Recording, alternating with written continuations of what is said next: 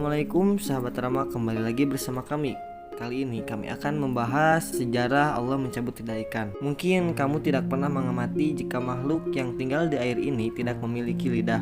Ya, ikan adalah salah satu makhluk hidup di dunia yang tidak mempunyai lidah.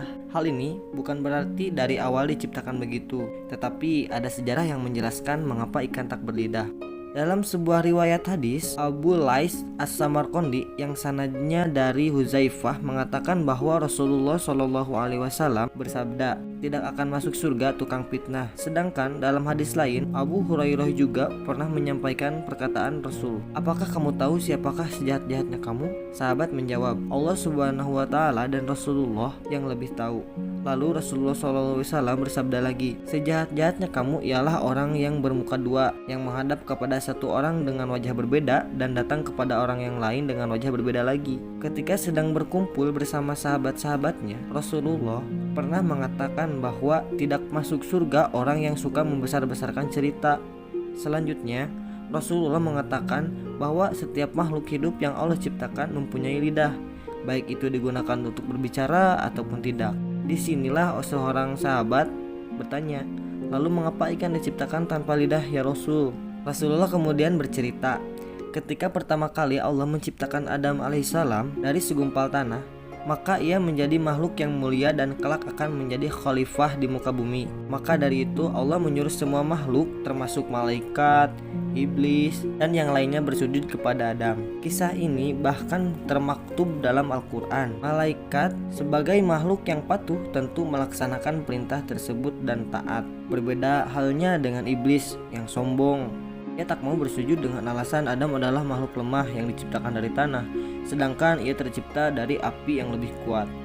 Karena sifat kesombongannya iblis, maka Allah melaknatnya serta mengusirnya dari surga, sehingga rupanya yang elok lalu diturunkan ke bumi.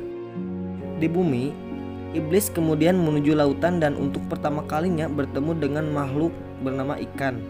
Saat bertemu, iblis yang membenci Adam menceritakan semua keburukan Adam. Iblis mengatakan bahwa kelak Adam beserta anak cucunya akan suka sekali memburu dan membunuh binatang yang ada di lautan dan di daratan. Mendengar hal tersebut, ikan langsung menyebarkan berita tentang Adam kepada seluruh makhluk yang ada di laut. Tanpa ragu apakah memang berita itu benar atau hanya karangan saja. Karena Allah tidak menyukai perbuatan ikan kemudian dicabut agar tidak lagi menyampaikan berita yang belum tentu kebenarannya. Cerita ini juga disampaikan oleh Imam Al-Ghazali dalam bukunya yang berjudul Di Balik Ketajaman Mata Hati.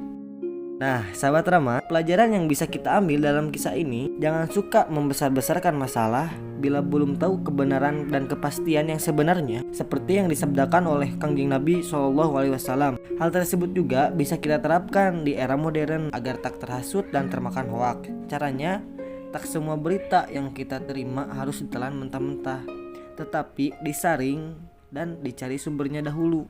Apakah memang itu benar atau tidak?